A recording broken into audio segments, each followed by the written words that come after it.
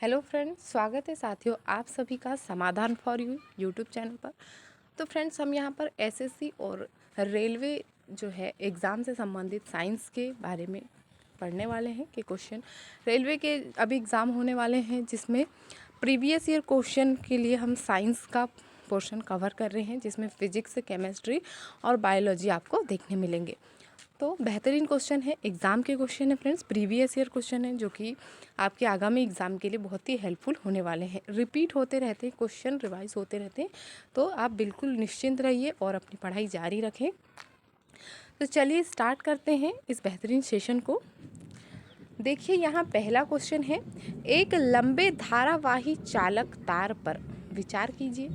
निम्नलिखित कथनों में से कौन सा सत्य नहीं है। मतलब कि हमें सीधा बोल दिया गया कि लंबे धारावाही चालक तार पर विचार करना है कि इनमें से उसका कौन सा गलत कथन होगा।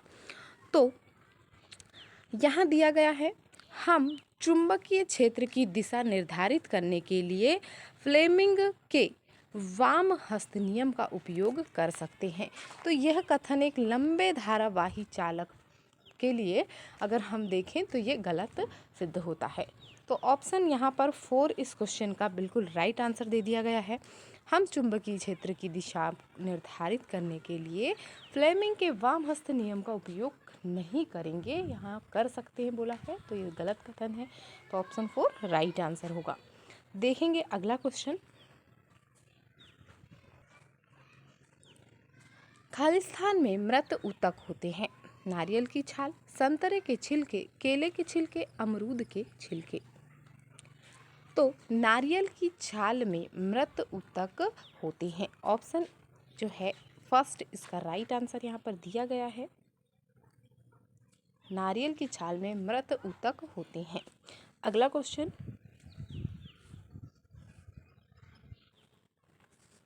एक विद्युत बल्ब के तंतु द्वारा 1A की विद्युत धारा प्रवाहित होती है। 8 मिनट में तंतु के अनुप्रस्थ काट से गुजरने वाले इलेक्ट्रॉनों की संख्या किसके बराबर होगी। यदि जो है दिया गया है इलेक्ट्रॉन ई का आवेश 1.6 इंटू 10⁻⁹ सी के बराबर है। तो ऑप्शन फर्स्ट में दिया गया है 3 × 10⁻21 ऑप्शन फर्स्ट इस क्वेश्चन का राइट आंसर होगा। अगला क्वेश्चन, पाचन तंत्र में निम्नलिखित में से कौन हाइड्रोक्लोरिक अम्ल पेप्सिन नामक प्रोटीन को पचाने वाला एंजाइम और बलगम छोड़ता है। जठर ग्रंथियां। क्या होगा कि यहाँ पर बोला था कि पाचन तंत्र में हाइड्रोक्लोरिक अम्ल HCl पेप्सिन नामक प्रोटीन को पचाने वाला एंजाइम और बलगम छोड़ता है, तो यह जठर ग्रंथियों में होता है। ऑप्शन फर्स्ट राइट आंसर होगा। नेक्स्ट, ठोस पदार्थ के लिए कौन सा कथन सही है। ठोस पदार्थ के लिए कौन सा कथन सही है। ठोसों का एक निश्चित आकार, स्पष्ट सीमा और निश्चित आयतन होता है। तो ऑप्शन 4 राइट आंसर होगा। ठोस के लिए ठोसों का एक निश्चित आकार भी होता है, सीमा भी होती है और इसका आयतन निश्चित होता है। अगला क्वेश्चन है, जूल में 1 किलोवाट हावर का मान क्या है। 3.6 × 10⁻⁶। ऑप्शन फर्स्ट राइट आंसर होगा। नेक्स्ट, एल्केन का क्लोरीनीकरण किस अभिक्रिया का एक उदाहरण है। किसकी बात कर रहे हैं, तो एल्केन की बात कर रहे हैं और प्रतिस्थापन अभिक्रिया का यह उदाहरण होता है। तो ऑप्शन फर्स्ट इस क्वेश्चन का राइट आंसर होगा। अगला क्वेश्चन, निम्नलिखित में से कौन सी धातु सक्रियता श्रेणी में सबसे अधिक अभिक्रियाशील धातु है। सक्रियताशील श्रेणी में जो है पोटेशियम अभिक्रियाशील धातु होती है। सबसे ज़्यादा अभिक्रियाशील धातु जो है पोटेशियम होती है। तो ऑप्शन 3 यहाँ पर राइट आंसर होगा कि जब धातु सक्रियता की श्रेणी हम देखते हैं तो इसमें हमें सबसे अधिक सक्रिय जो है क्रियाशील जो धातु है वह पोटेशियम प्राप्त होती है। तो ऑप्शन 3 राइट आंसर होगा। अगला क्वेश्चन, निम्नलिखित में से कौन सा या कौन से गुरुत्वाकर्षण के सार्वभौमिक नियम की परिघटना से संबंधित नहीं है? पृथ्वी के परितः चंद्रमा की गति, चंद्रमा के कारण उत्पन्न होने वाला ज्वार भाटा, नाभिक के परितः इलेक्ट्रॉन की गति। तो गुरुत्वाकर्षण के सार्वभौमिक नियम की परिघटना से संबंधित नहीं है, तो यहाँ क्या नहीं होगा? नाभिक के परितः इलेक्ट्रॉन की गति। ऑप्शन बी राइट आंसर होगा। केवल सी यहाँ पर जो है संबंधित नहीं होगा। अगर संबंधित है की बात करें सार्वभौमिक नियम में, तो पृथ्वी के परितः चंद्रमा की गति भी शामिल होती है उसमें, और चंद्रमा के कारण उत्पन्न होने वाला ज्वार भाटा भी इसमें शामिल होता है। क्या नहीं होता है संबंधित? तो नाभिक के परितः इलेक्ट्रॉन की गति। ऑप्शन 2 जो है राइट आंसर होगा, सी। नेक्स्ट, फेरस सल्फेट वियोजित होकर निम्नलिखित में से कौन से पदार्थ देता है? फेरस सल्फेट, तो ferric oxide Fe2O3, sulphur dioxide SO2 और सल्फर ट्राइऑक्साइड SO3। तो जो फेरस सल्फेट है यह वियोजित होकर फेरस ऑक्साइड, सल्फर डाइऑक्साइड और सल्फर ट्राइऑक्साइड, ये 3 प्रकार के जो है पदार्थ हमें देता है। तो ऑप्शन 2 यहाँ पर राइट आंसर होगा। नेक्स्ट, निम्नलिखित में से किस जीव को सामान्यतः ब्रेड मोल्ड कहा जाता है? ब्रेड मोल्ड, तो ब्रेड मोल्ड किसे कहा जा रहा है? राइजोपस को कहा जा रहा है bread mould. Option 4 correct answer होगा। राइजोपस जो है ब्रेड मोल्ड होता है। नेक्स्ट, निम्नलिखित में से कौन सा मिश्रण का एक उदाहरण है? मिश्रण का उदाहरण है वायु। ऑप्शन 3 करेक्ट आंसर होगा। मिश्रण का उदाहरण वायु है। नेक्स्ट, पारिस्थितिकी तंत्र से संबंधित निम्नलिखित में से कौन सा या कौन से कथन सही हैं? गैर जैव निम्नीकरणीय पदार्थ पारिस्थितिकी तंत्र के विभिन्न सदस्यों को हानि पहुंचाते हैं। गैर जैव निम्नीकरणीय पदार्थ जैविक प्रक्रियाओं द्वारा विघटित हो जाते हैं। गैर जैव निम्नीकरणीय पदार्थ कभी भी पर्यावरण में उपस्थित नहीं रहते हैं। केवल एक कथन यहाँ पर सही है, पहला, जिसमें बोला गया है कि गैर जैव निम्नीकरण पदार्थ पारिस्थितिकी तंत्र के विभिन्न सदस्यों को हानि पहुंचाते हैं। ऑप्शन फर्स्ट, केवल एक। अगला क्वेश्चन, निम्नलिखित में से कौन शरीर के एक भाग से दूसरे भाग तक विद्युत आवेगों के माध्यम से सूचनाओं को पहुंचाने के लिए विशिष्ट है? तंत्रिका, कोशिका, न्यूरॉन। ऑप्शन 2 राइट आंसर होगा, तंत्रिका कोशिका। अगला क्वेश्चन,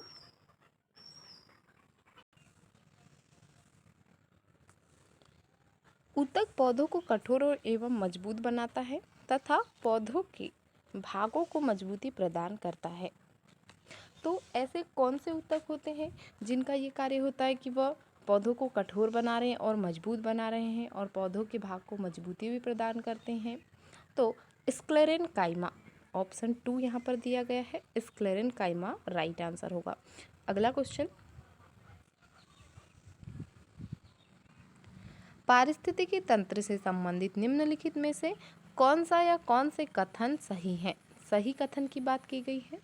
यूवी विकिरण जीवों के लिए हानिकारक नहीं है। अब यूवी विकिरण मतलब जो अल्ट्रावायलेट वेव्स होती हैं, पराबैंगनी किरणें जो हैं, जीवों के लिए हानिकारक नहीं है बोला गया है। वायुमंडल के उच्च स्तरों पर ओजोन ऑक्सीजन अणु पर क्रिया करने वाले यूवी विकिरण का एक उत्पाद है।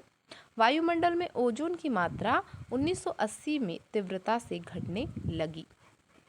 तो सही कथन हमें पारिस्थितिकी तंत्र से बताना है, जो कि यहाँ पहला ऑप्शन दिया गया है 1 और 2।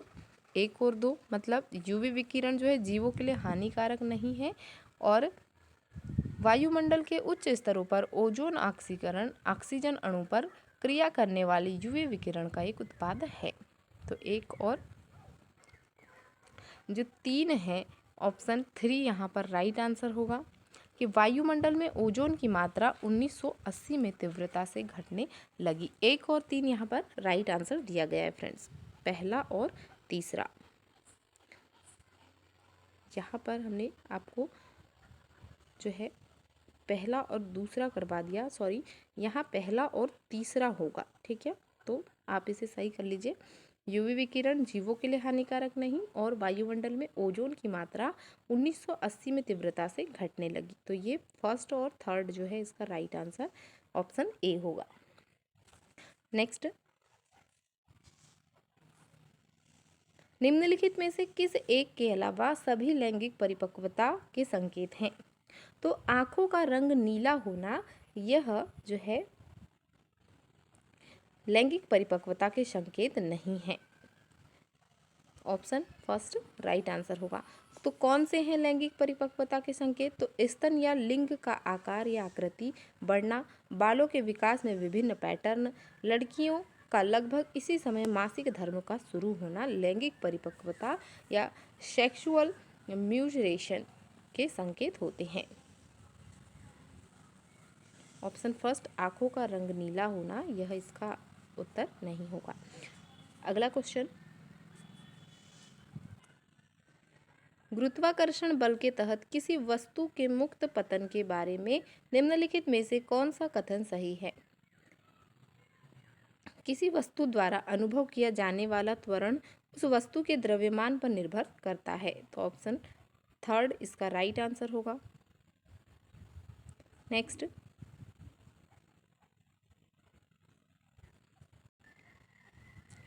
पादप कोशिकाएं अपने अंदर किसकी मात्रा में परिवर्तन करके अपनी आकृति बदल लेती हैं, जिसके परिणाम स्वरूप फूलने या सिकुड़ने से उनका आकार बदलता है?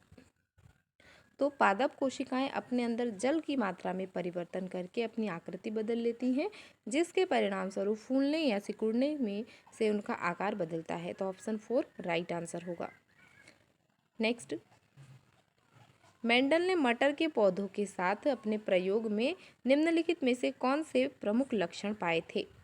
लंबा पौधा और गोल बीज। लंबा पौधा और गोल बीज ऑप्शन फर्स्ट राइट आंसर होगा। नेक्स्ट, द्रव्यमान m और वेग v वाली एक वस्तु a की गतिज ऊर्जा 100 जूल है, तो द्रव्यमान 2m और वेग v वाली वस्तु b की गतिज ऊर्जा कितनी होगी? तो 200 जूल होगी। ऑप्शन 2 राइट आंसर होगा। नेक्स्ट, पौधे की जड़ें हमेशा नीचे की ओर बढ़ती है जबकि अंकुर सामान्यतः ऊपर की ओर और जमीन से दूर बढ़ते हैं।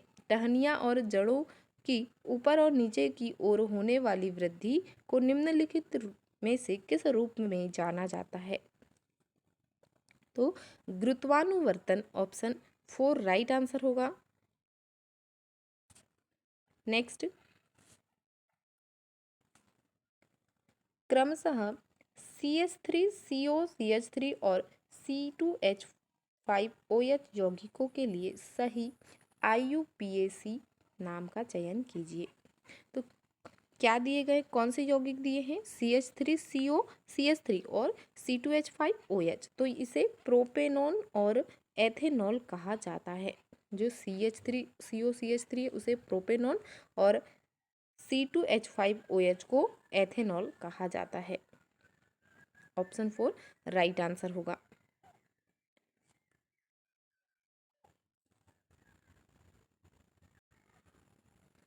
पत्तों की बाह्य त्वचा में पाए जाते हैं। तो पत्तों की जो बाह्य त्वचा है उसमें स्टोमेटा या रंध्र जिसे कहते हैं पाए जाते हैं। ऑप्शन फर्स्ट राइट आंसर होगा कि जो स्टोमेटा या रंध्र है पत्तों की एपिडर्मिस बाह्य त्वचा में पाए जाते हैं। अगला क्वेश्चन, कैल्शियम निम्नलिखित में से कौन सा सूत्र कैल्शियम ऑक्साइड का सही सूत्र दर्शाता है? CaO जो है कैल्शियम ऑक्साइड का सूत्र है, तो ऑप्शन फर्स्ट राइट आंसर होगा। नेक्स्ट, किसी तत्व की परमाणु संख्या उसकी संख्या से निर्धारित होती है। प्रोटॉन जो है की संख्या से निर्धारित होती है। किसी तत्व की परमाणु संख्या उसकी प्रोटॉन संख्या से निर्धारित होगी, तो ऑप्शन फर्स्ट राइट आंसर होगा। नेक्स्ट, 10 केजी द्रव्यमान वाली एक वस्तु 3 मीटर प्रति सेकंड के आरंभिक वेग से गति कर रही है और इसका अंतिम वेग 5 मीटर प्रति सेकंड हो जाता है, तब इसकी गतिज ऊर्जा में परिवर्तन कितना होगा? तो ऑप्शन 4 राइट आंसर होगा, 80 जूल का। 80 जूल का परिवर्तन यहाँ पर होगा। अगला क्वेश्चन, 5 सेंटीमीटर त्रिज्या और 7 सेंटीमीटर ऊंचाई वाले एक ठोस बेलन के एक छोर पर 3 सेंटीमीटर त्रिज्या और 2 सेंटीमीटर गहराई वाली एक बेलनाकार गुहा बनाई जाती है। परिणामी ठोस का कुल पृष्ठीय क्षेत्रफल सेंटीमीटर स्क्वायर में ज्ञात कीजिए। तो 132 पाई, ऑप्शन 3 राइट आंसर होगा। नेक्स्ट, कभी कभी हम जब हमारी मांसपेशियों की कोशिकाओं में ऑक्सीजन की कमी होती है तो अवायवीय श्वसन द्वारा पाइरूवेट को किसमें परिवर्तित किया जाता है? लैक्टिक अम्ल में। तो किसमें परिवर्तित किया जाता है? लैक्टिक अम्ल, ऑप्शन 3 राइट आंसर होगा। नेक्स्ट, अपवर्तनांक की इकाई क्या है? अपवर्तनांक की इकाई जो है यह एक इकाई रहित है, तो ऑप्शन 4 होगा, इसकी कोई इकाई नहीं है। नेक्स्ट, कोलाइडी कणों द्वारा प्रकाश के प्रकीर्णन की परिघटना से क्या उत्पन्न होता है? टिंडल प्रभाव। जो कोलाइडी कण है इसके द्वारा प्रकाश के प्रकीर्णन की परिघटना से टिंडल प्रभाव उत्पन्न होता है, ऑप्शन 2 राइट आंसर होगा। नेक्स्ट,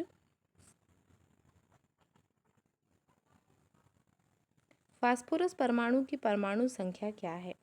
तो फास्फोरस परमाणु की जो परमाणु संख्या है वह 15 है, ऑप्शन 4 राइट आंसर होगा, 15। नेक्स्ट, रासायनिक अभिक्रिया FeS प्लस CuSO4Aq से FeSO4Aq प्लस CuS किस प्रकार की अभिक्रिया दर्शाती है? विस्थापन अभिक्रिया, displacement reaction, option 3 right answer होगा। नेक्स्ट, ऑक्सीजन और फास्फोरस की परमाणुकता क्या होगी? ऑक्सीजन और फास्फोरस की परमाणुकता द्विपरमाणुक और चतुष्परमाणुक होगी, ऑप्शन 3 राइट आंसर होगा। नेक्स्ट, किस सरल बहुकोशिकीय जीव में बीजाणुधानी का विकास कवक तंतु पर होता है तथा बीजाणुधानी में बीजाणु का निर्माण होता है? तो यह राइजोपस में होता है, ऑप्शन फर्स्ट राइट आंसर होगा। अगला क्वेश्चन, साबुन के अणु का जलविरागी सिरा और जलरागी सिरा है, क्रमशः हाइड्रोजन के साथ परस्पर क्रिया करता है तथा अम्ल के साथ परस्पर क्रिया करता है, ऑप्शन 3 राइट आंसर होगा। नेक्स्ट, निम्नलिखित में से कौन सा विकल्प ठोसों के गुणधर्म को नहीं दर्शाता? ठोसों की सीमाएं अस्पष्ट होती है, ऑप्शन 3 करेक्ट आंसर होगा। तो ये था फ्रेंड्स हमारा आज का बायोलॉजी का सेशन, जो कि आपके एग्ज़ाम के लिए एक इम्पॉर्टेंट सेशन है। तो प्रीवियस ईयर क्वेश्चन हमें ज़रूर पढ़ने चाहिए। जब भी हम कोई एग्ज़ाम देते हैं तो हमें प्रीवियस ईयर क्वेश्चन का जो है पहले पूरा अनुमान लगा लेना चाहिए, कि उस हिसाब से फिर हमें अपनी तैयारी करनी चाहिए। तो मिलते हैं फ्रेंड्स अगले सेशन में। Thank you for watching and like share and subscribe.